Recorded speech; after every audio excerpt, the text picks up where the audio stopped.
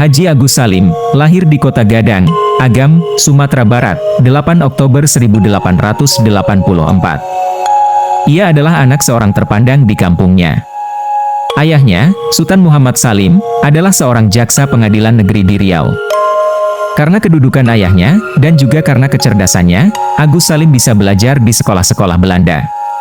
Pada tahun 1903, Agus Salim lulus HBS atau Huger Burger School. Ia menjadi lulusan terbaik di 3 kota sekaligus, yakni Surabaya, Semarang, dan Jakarta.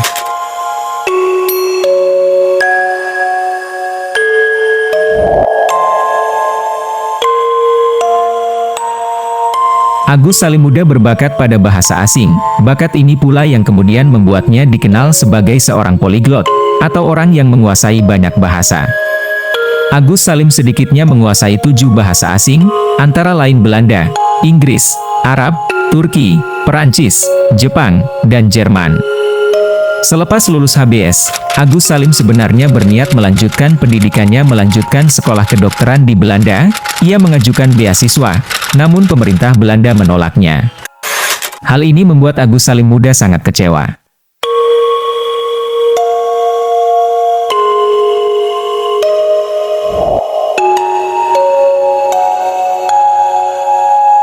Kecerdasan Agus Salim, rupanya menarik perhatian Raden Ajeng Kartini, putri Bupati Jepara, yang kemudian terkenal karena kegiatan korespondensinya dengan orang Belanda.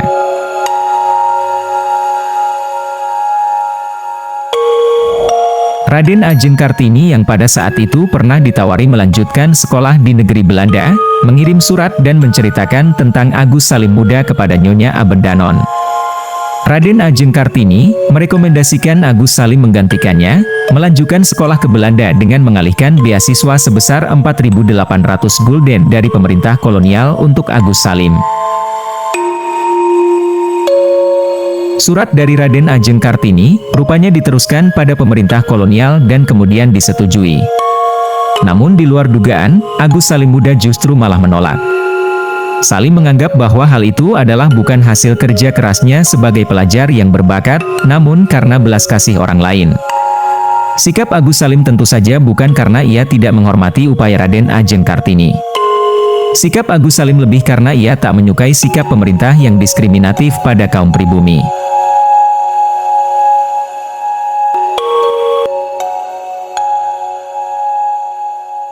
Agus Salim muda, belakangan memilih berangkat ke Jeddah, Arab Saudi.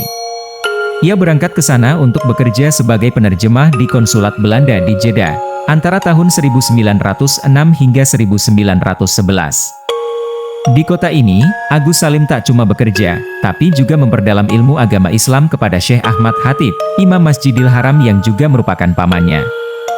Di kota itu, Agus Salim juga mempelajari ilmu diplomasi. Sepulang dari Jeddah, dia mendirikan sekolah HIS, atau Hollands Inland School, lalu kemudian masuk dunia pergerakan nasional. Agus Salim terjun ke dunia jurnalistik dengan menjadi wakil redaktur di Harian Neraca, setelah itu diangkat menjadi ketua redaksi. Kegiatannya dalam bidang jurnalistik terus berlangsung hingga akhirnya menjadi pemimpin harian Hindia Baru di Jakarta.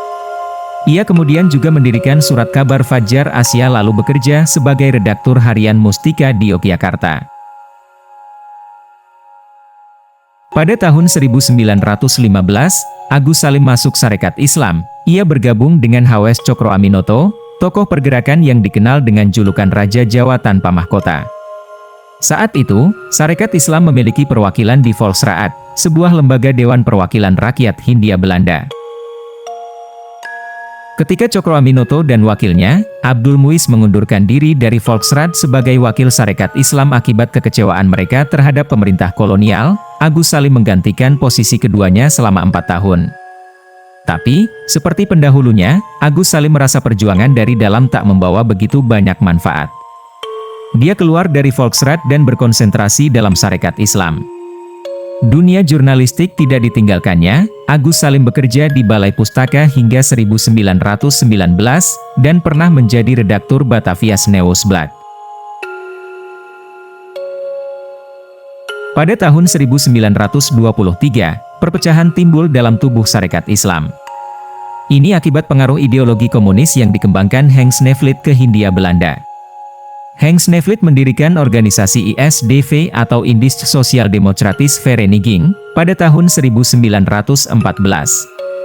Semaun dan kawan-kawan menghendaki Sarekat Islam menjadi organisasi yang condong ke kiri, sementara Agus Salim dan Cokro Aminoto menolaknya.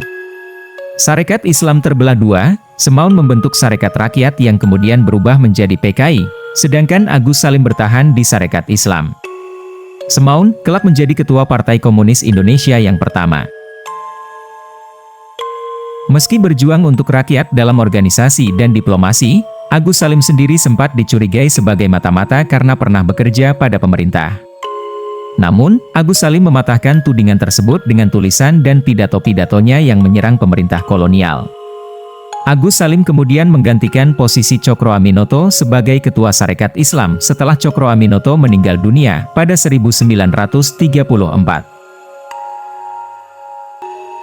Karir politik Agus Salim terus melejit.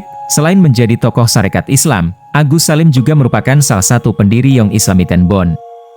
Ia pernah menjadi anggota PPKI atau Panitia Persiapan Kemerdekaan Indonesia ketika kekuasaan Jepang akan berakhir di Nusantara. Ketika Indonesia merdeka, Agus Salim diangkat menjadi anggota Dewan Pertimbangan Agung.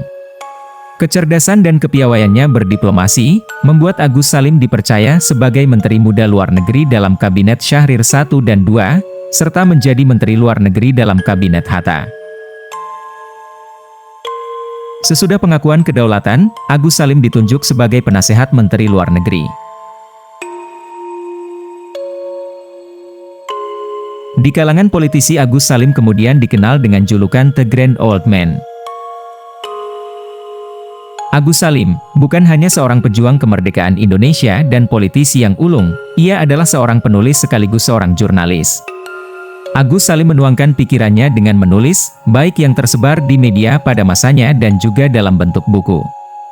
Perhatian Agus Salim tergolong luas. Ia tak hanya menulis tentang politik atau banyak hal terkait urusan negara, Haji Agus Salim juga menerjemahkan buku sejarah, menulis tentang agama hingga sastra. Buku-buku yang ditulis oleh Haji Agus Salim antara lain adalah Riwayat Kedatangan Islam di Indonesia, Dari Hal Ilmu Quran, Muhammad for and Nade Hijrah, Godslaat Boodschap, dan Filsafat tentang Tauhid, Takdir dan Tawakal. Karya sastra terjemahan Agus Salim antara lain adalah Menjinakkan Perempuan Garang. Buku ini diterjemahkannya dari The Taming of the Shrew karya Shakespeare. Lalu Agus Salim juga menerjemahkan buku cerita Mowgli Anak Didikan Rimba, sebuah buku yang diterjemahkannya dari karya Rudyard Kipling. Sementara buku di bidang sejarah, Agus Salim menerjemahkan Sejarah Dunia karya E. Moult.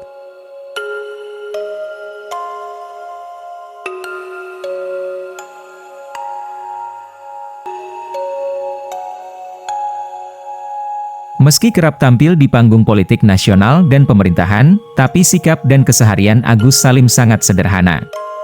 Semasa hidupnya, Agus Salim tinggal berpindah-pindah rumah kontrakan, baik ketika di Surabaya, Yogyakarta, dan Jakarta. Anak-anaknya, kecuali yang bungsu, dididik olehnya sendiri. Ini karena Agus Salim menolak memasukkan mereka pada sekolah formal. Haji Agus Salim, wafat pada 4 November 1954, dalam usia 70 tahun. Ia ditetapkan sebagai pahlawan nasional Indonesia pada tanggal 27 Desember 1961.